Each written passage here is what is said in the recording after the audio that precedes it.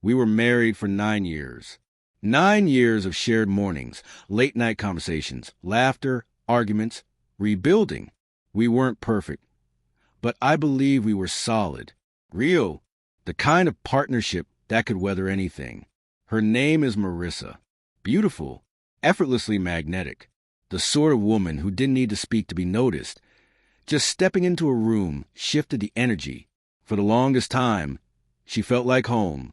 She'd walk to the door after work, kick off her shoes, kiss me absent-mindedly, and I'd feel lucky all over again. But something changed, slowly at first. Subtly, fewer texts during the day. That playful lilt in her voice dulled the polite conversation. Her smile started arriving late, like she had to remind herself to offer them. She started working late. At least, that's what she said. But her phone would ring, and she wouldn't answer. The scent of her perfume changed. The hugs felt thinner, colder. She started sleeping in tank tops and shorts. Something she used to say gave her chills. I asked if everything was okay. She said I was imagining things. "You're just tired," she whispered, avoiding my eyes. Then, one quiet Thursday evening, she looked up from the dinner table and said, out of nowhere, "I think we need a break." I blinked, laughed a little. A break?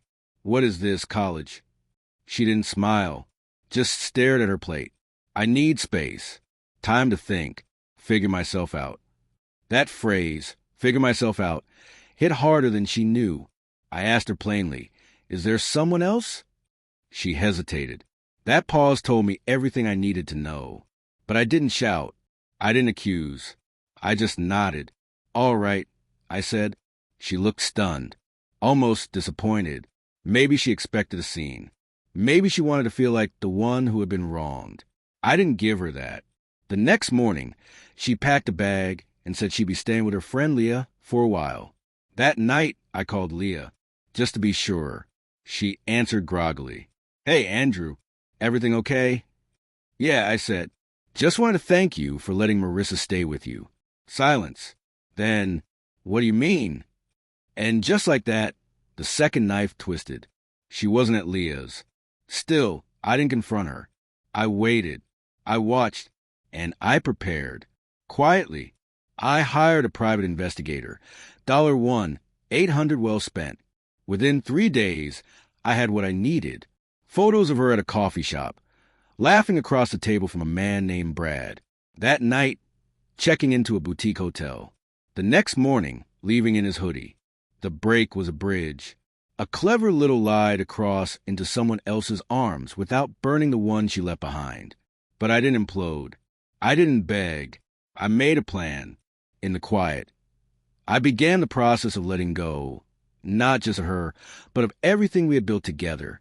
I separated our finances, withdrew my name from joint accounts, redirected mail, secured my passwords, printed records, prepared documents, like a man folding a parachute. Calm, methodical. A week later, she called. "Hey," she said, like nothing had happened. "I've been thinking. I miss you. Maybe we should talk." She was testing the waters, hoping the door was still open. I said, "Come over tomorrow. We'll talk." She arrived the next evening. Her eyes did that thing. Soft, watery, like she was stepping into the safety net she always assumed I'd be. She sat down, quiet, almost gentle. "I realized something," she said.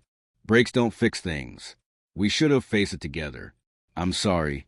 I nodded, then handed her a manila envelope. "What's this?" she asked. "Everything," I said.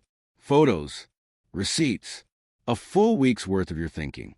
I figured if we're going to talk about honesty, we should start here." Her face drained. Her hands trembled. "You hired someone?" "No," I said. "I loved you enough to ignore my gut, but I respected myself enough to prove it right." She looked like she wanted to cry. I didn't sleep with him. It wasn't serious. I just needed a break. I finished for her. "And I gave you one. A permanent one." "What does that mean?" she whispered. "It means I've already moved out. The lease is in your name now. Joint accounts are closed. My lawyer will be in touch. You're free, Marissa. You can be with Brad. Full time. Her voice cracked. Andrew, please. I made a mistake. I thought. I stood, walked to the door, opened it. You thought I'd always be here. I said, you thought I was your safety net. But even safety nets eventually get cut loose. She didn't move.